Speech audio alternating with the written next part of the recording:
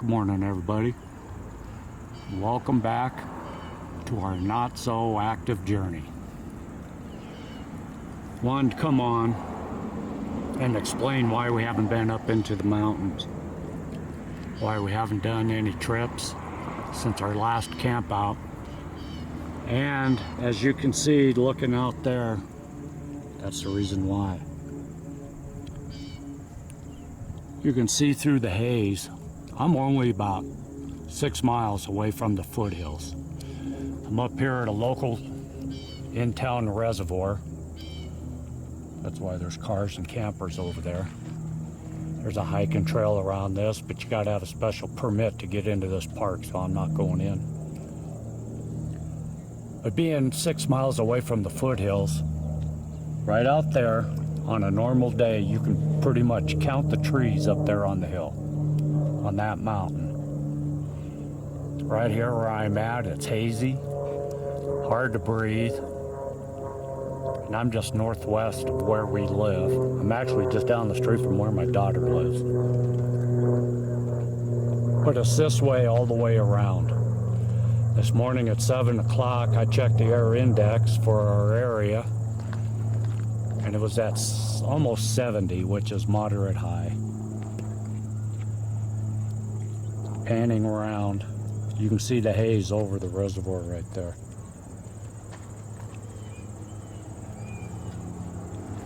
I live directly over that way, probably about 5 miles.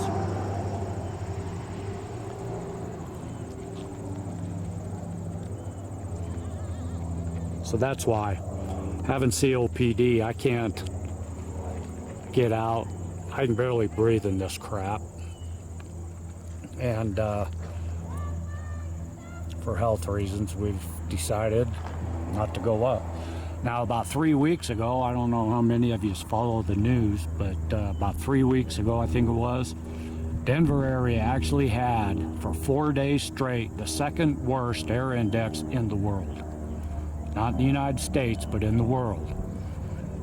One of those days we were second behind Johannesburg, South Africa. The next day it was some town in Mongolia, and the next day it was New Delhi, India, I believe.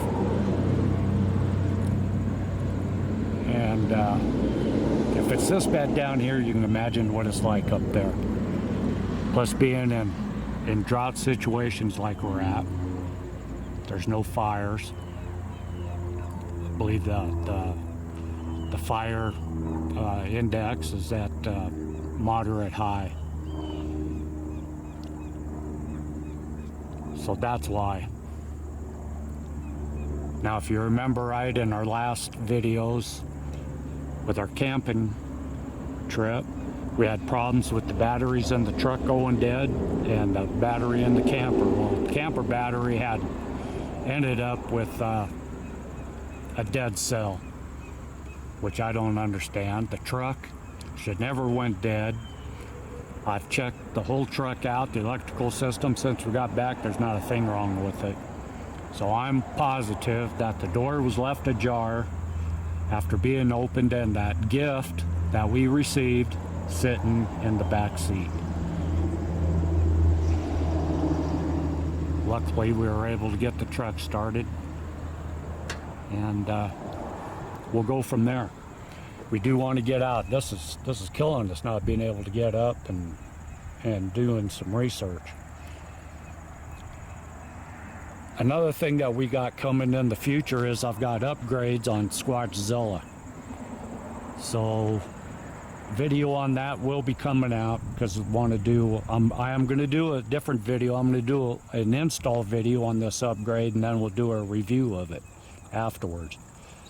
But we're pretty stoked about this upgrade. It's going to help us in our trips in the winter. We can get in over them snow drifts in our main area now with this upgrade.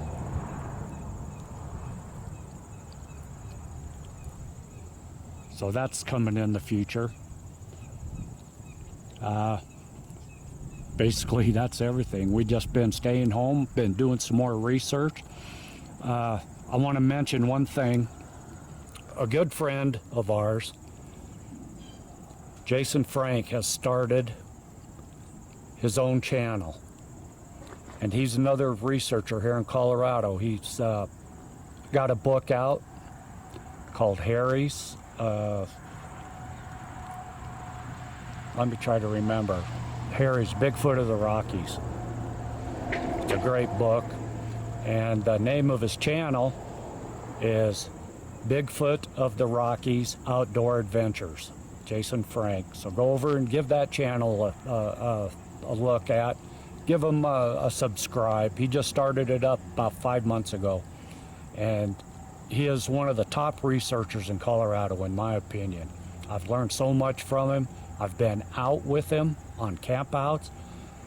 When Ingrid and I and Kia were on that campout last year, that's when we saw Ingrid, Kia, and I had that sighting of that 7.5 to 8 foot Sasquatch that was watching us. That was down along the creek bed.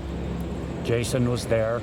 We found footprints the next day. Jason went and he did a bunch of castings of them, found handprints on the cars, and he's a great guy. Him and his wife, Elizabeth, and their dog, Sophie.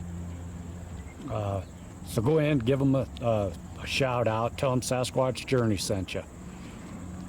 He's a great guy, got a great channel. I just got done watching 2 of his videos, a 2-parter of a trip that they took with 2 other friends that we met on that camp out we did, Lou and Clint. And they were up there for 3 nights and 4 days, and they had some visitors right in their camp. Go give them a shout out. Like I said, tell them Sasquatch Journey sent you, and you won't be. Oh, there's a dog back behind me. Yeah, you'll like it. So that's the reason why all this smoke is coming from the Caldor fire, which is over at Tahoe, and from that Northern California fire and all the other fires. And the wind's blowing, and it's just blowing more smoke right into us. So folks, as soon as we can, we'll get back out, we promise. We've got a lot of new stuff in store. All we gotta do is get out. So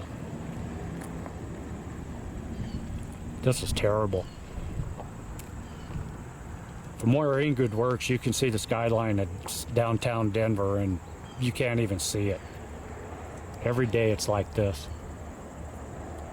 This sucks. So stick with us. We'll get back out. I'll get this posted today. I'm going to work on Squatchzilla some more today, and got some other things that I'm working on to get ready to get back out. So stick with us.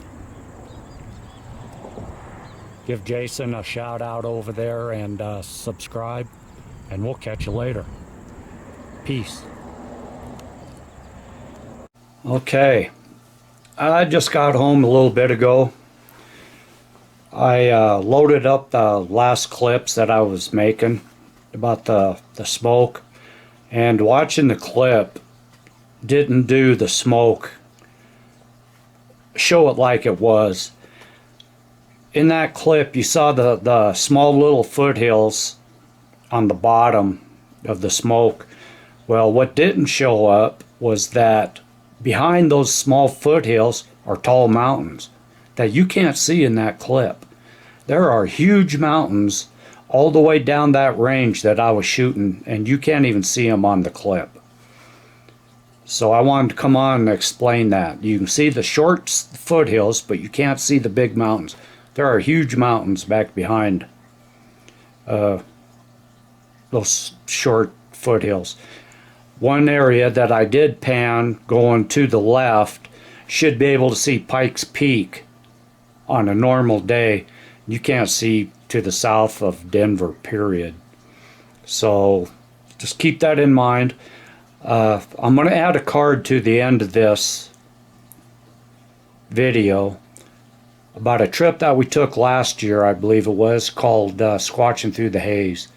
and you can just watch it and see how it was last year compared to this year. This year it's twice as bad. I've never seen it this bad before. But I wanted to come on and explain about the tall mountains being behind the short foothills. So, once again, thanks for hanging with us, and we'll see you when we get back out there. Thank you much.